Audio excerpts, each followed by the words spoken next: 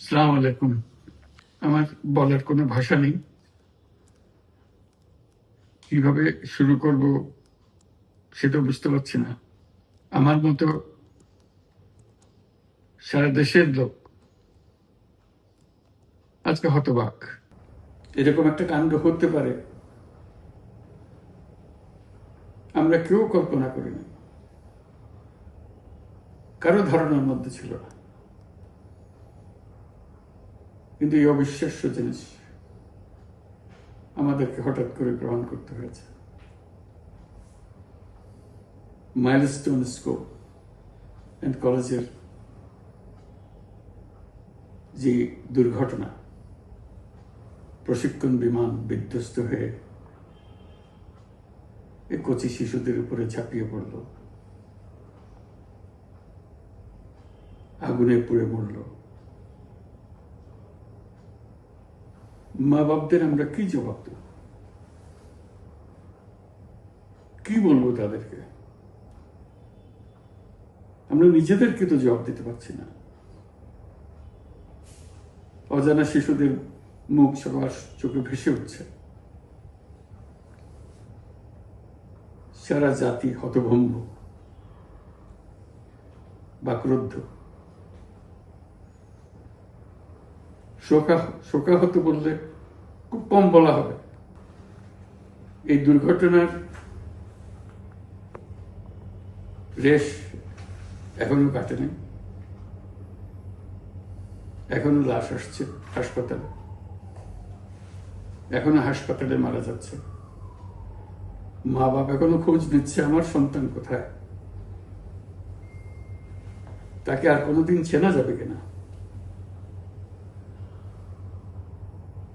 যাদের লাশ দেখছি তার মধ্যে আমার সন্তান আছে কিনা পৃথক করার তো কোনো উপায় নেই।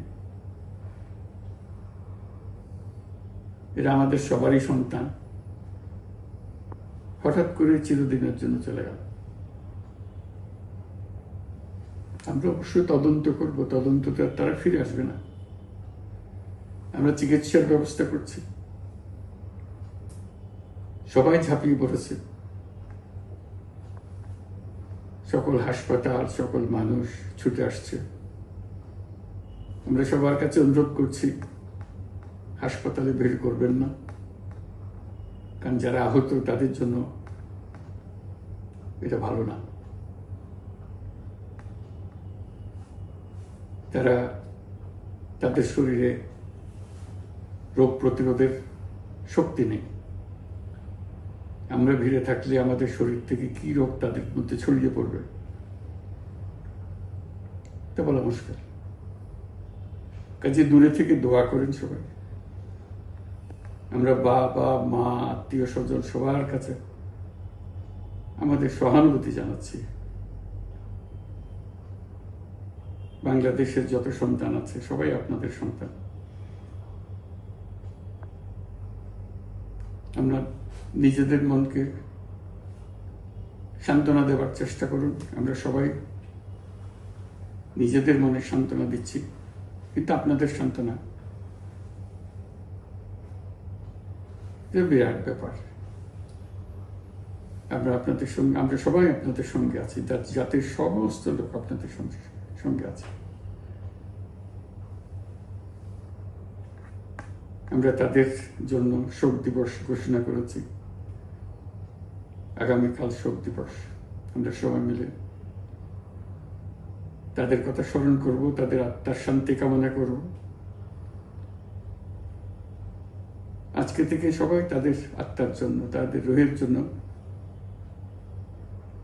মাগফিরাত কামনা করব। আল্লাহ আপনাদেরকে শান্তি দিন। আমাদের জাতির সবাইকে, যারা এই দুর্ঘটনায় বিধ্বস্ত,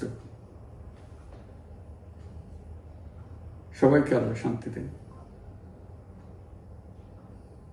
তাদের জন্য দেশবাসী সবাই আমরা দোয়া করছি। আল্লাহ এই শিশুদের জান্নাতবাসী করে। খুদা হাফেজ।